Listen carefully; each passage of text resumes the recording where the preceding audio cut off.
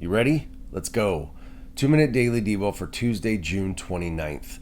I'm in the Contemporary English Version today, and our verse of the day comes from the book of Exodus, chapter 14. I want to give you a little context here before we get to our verse of the day. This is where God has just rescued the Israelites from Egypt.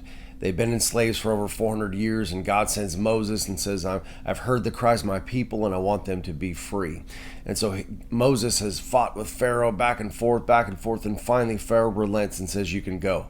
So they're headed out. There's 2 million or so Israelites, and they're headed out, and they're going away from Egypt, and all of a sudden Pharaoh changes his mind and says, wait a minute, if they leave, who's going to do all of our work?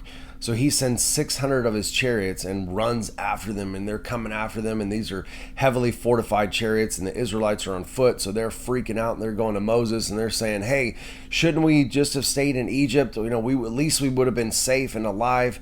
And Moses hears from God and gives them this super comforting verse to them and to us. It's verse 14. Our verse of the day says this: the Lord will fight for you, and you won't have to do a thing.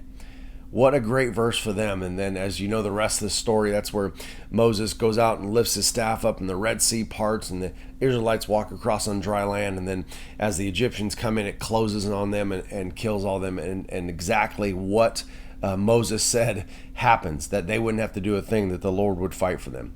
What a comforting verse for them, but also what a comforting verse for us today. We face things as well. We may not face the Egyptian army coming after us, but we face troubles and trials and issues. But here's the thing: if God is on your side, you won't have to do a thing. All you have to do is have faith and trust in Him. And we've talked about that before, that faith is the key to our relationship with Jesus Christ. Having faith in God, believing that He is who He said He is, and that He'll do what He said He's going to do in His Word and protect us and watch over us.